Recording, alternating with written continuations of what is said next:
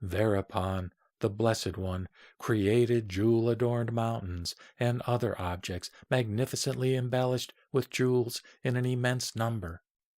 On the summit of each mountain the Buddha himself was visible, and Ravana the Yakshas also was found standing there. Thus the entire assembly was seen on each mountain peak, and all the countries were there, and in each there was a leader. Here also was the king of the Rakshasas, and the residents of Lanka, and the Lanka created by the Buddha rivaling the real one. Other things were there too. The Asoka with its shining woods, and on each mountain peak Mahamati was making a request of the Buddha, who discoursed for the sake of the Yakshas on the truth leading to the inmost realization.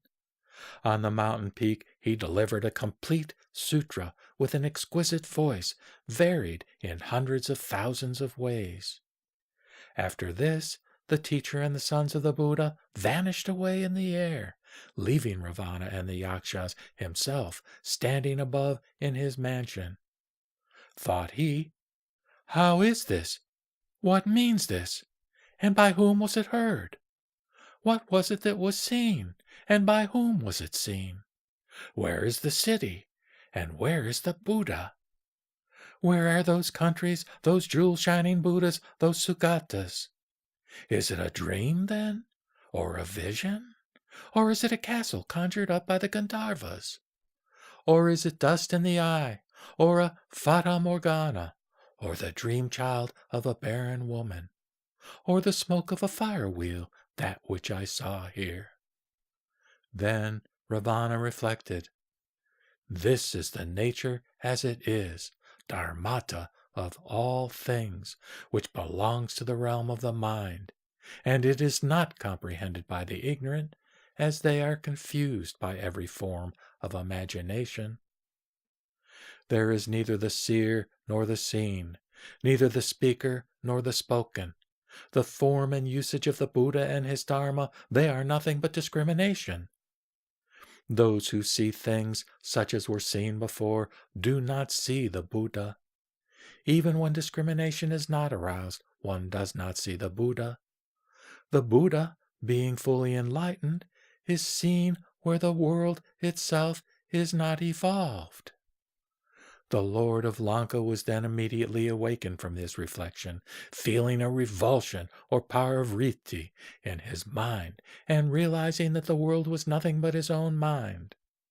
He was settled in the realm of non-discrimination, was urged by the stock of his past good deeds, acquired the cleverness of understanding all the texts, obtained the faculty of seeing things as they are, was no more dependent upon others, observed things excellently with his own wisdom, gained the insight that was not of discursive reasoning, was no more dependent upon others, became a great yogin of the discipline, was able to manifest himself in all excellent forms, got thoroughly acquainted with all skillful means, had the knowledge of the characteristic aspects of every stage, by which he would surmount it skillfully, was delighted to look into the self-nature of Sita, Manas, Manovijnana, got a view whereby he could cut himself loose from the triple continuation, had the knowledge of disposing of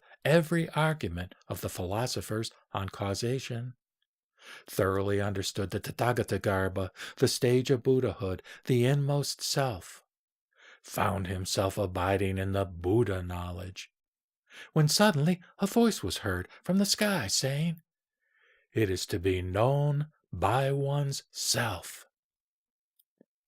Well done, Lord of Lanka. Well done indeed, Lord of Lanka, for once more the yogin is to discipline himself as thou doest. The Tathagatas in all things are to be viewed as they are viewed by thee. Otherwise viewed, it is nihilism. All things are to be comprehended by transcending the Sita, Manas, and Vijnana, as is done by thee. Thou shouldest look inwardly and not become attached to the letter and a superficial view of things. Thou shouldest not fall into the attainments, conceptions, experiences, views, and samadhis of the Shravakas, Pratyeka Buddhas, and philosophers. Thou shouldest not have any liking for small talk and witticism. Thou shouldest not cherish the notion of self-substance, nor have any thought for the vainglory of rulership, nor dwell on such dhyanas as belong to the 6 dhyanas, etc. Lord of Lanka, this is the realization of the great yogins: to destroy the discourses advanced by others, to crush mischievous views in pieces, to keep themselves properly away from ego-centered notions, to cause a revulsion in the depths of the mind, fittingly by means of an exquisite knowledge. Such are the sons of the Buddha who walk in the way of the Mahayana. In order to enter upon the stage of self-realization as attained by the Tathagatas, the discipline is to be pursued by thee. Lord of Lanka, conducting thyself in this manner, let thee be further purified in the way thou hast attained. By disciplining thyself well in samadhi and samapatti, follow not the state realized and enjoyed by the Shravakas, Pratyeka Buddhas, and philosophers, which rises from the imagination of those who discipline themselves according to the practices of the puerile philosophers. They cling to the individual forms of the world created by their egotistical ideas. They maintain such notions as element, quality, and substance. They cling tenaciously to views originating from ignorance. They become confused by cherishing the idea of birth where prevails emptiness. They cling to discrimination as real. They fall into the way of thinking where obtains the dualism of qualifying and qualified. Lord of Lanka, this is what leads to various excellent attainments. This is what makes one grow aware of the inmost attainment. This is the Mahayana realization. This will result in the acquirement of an excellent condition of existence. Lord of Lanka, by entering upon the Mahayana discipline, the veils of ignorance are destroyed, and one turns away from the multitudinous waves of the Vijnana and falls not into the refuge and practices of the philosophers. Lord of Lanka, the philosophers' practice starts from their own egotistic attachments. Their ugly practice arises from adhering to dualistic views concerning the self-nature of the Vijnanas.